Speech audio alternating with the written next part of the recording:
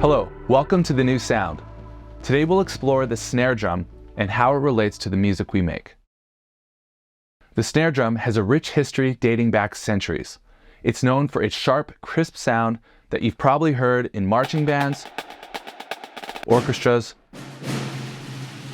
or as part of a drum kit.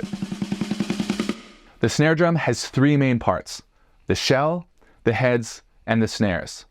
The unique sound of the snare drum comes from the wires or snares stretched across the bottom head. Playing the snare drum involves various techniques.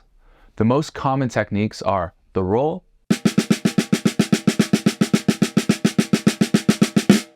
the rimshot,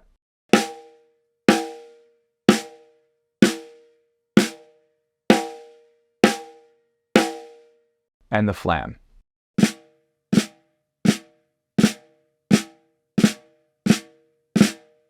The snare drum is much more than an instrument. It forms the backbone of a groove and is essential to the rhythm and feel of countless songs. Thanks for watching.